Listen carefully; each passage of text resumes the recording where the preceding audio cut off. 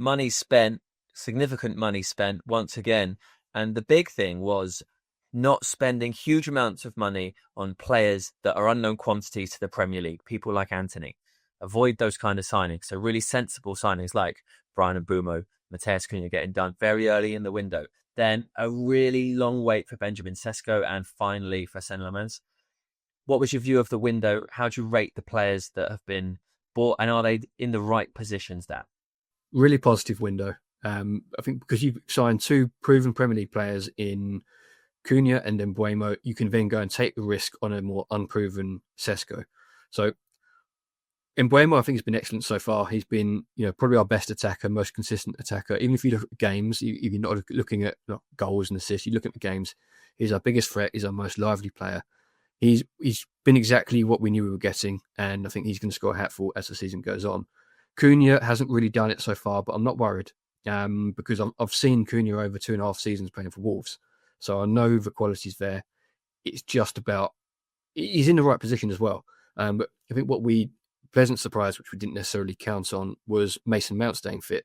And Mason Mount playing really well. He's making himself undroppable. And that's almost pushed Cunha to a bench. And that's not a bad thing. He's going to have to fight his way back into the team. But we need to see a little bit more from him as going forward, but I'm not too worried. Sesko is coming into his own a bit. The international break came at the wrong time for him. He scored 2 goals in 2 games.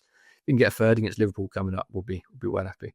One accusation to United is often that signings are reactionary rather than well thought out and as part of a wider, consistent and coherent plan. Graeme, do you think these signings are the former or the latter? I think latter in the window, as Dan pointed out, I think it was the latter. I think they were reactionary. Sesko and Lamens were reactionary. Different areas because, I think Sesko was an interesting one. I think it was reactionary. I think they overpaid for him.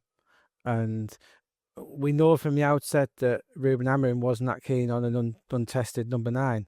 He wanted a tried and tested one.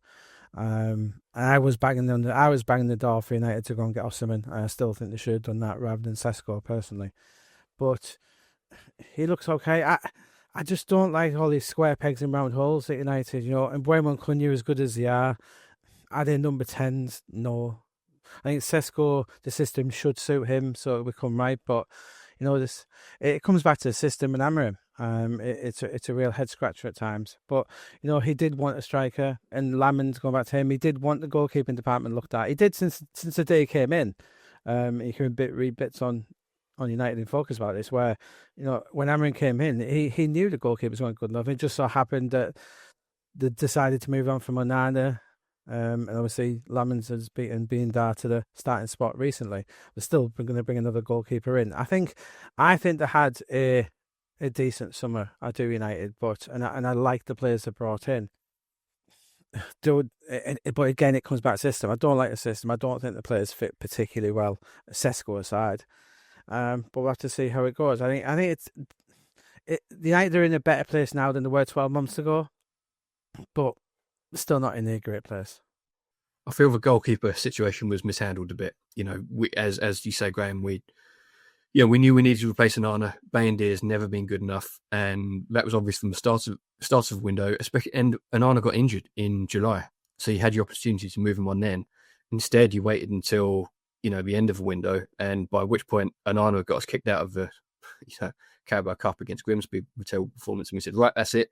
You bring Lamens in, and then because he's not had pre-season, you wait a month for him to make his debut, and he looked really good. But we've just seen one game, so not going to get too carried away. But it's positive signs. He's better than Bayindir. So at the start of the pre-season tour, Manchester United go on tour, and the club are the registered owners of Marcus Rashford, who's now, I think he's got 7 or 8 goal. I think it's 8 goal contributions in his last 9 games. Jadon Sancho, Anthony, obviously. And more, maybe significantly for this point, Garnacho and Rasmus Højlund. All of those players left, and then the 3 forward players come in.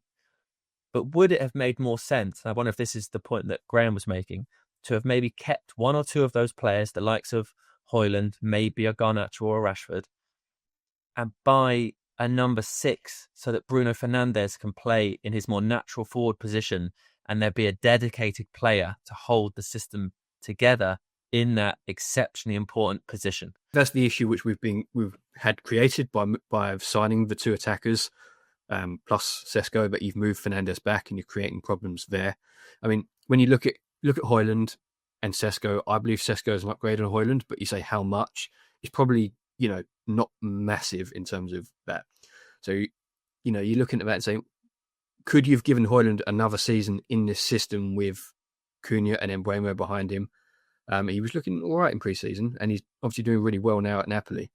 The midfield was 100% the bigger priority, and that clearly, with hindsight, was where we should have gone. But I think there's a lot of United fans at the time saying, look, we need a midfielder. Even the pre-season games, we were looking a little bit unbalanced. Yeah, it's a tough one. We had the Fernandes and Saudi stuff, and obviously it's come out now that Fernandes wouldn't have took that deal anyway. But it's such a strange situation. We're going to carry on limping through to January, and then let's see what happens there in terms of this midfield. We know United tried to bring a midfielder in late doors, Conor Gallagher being one who they made moves for.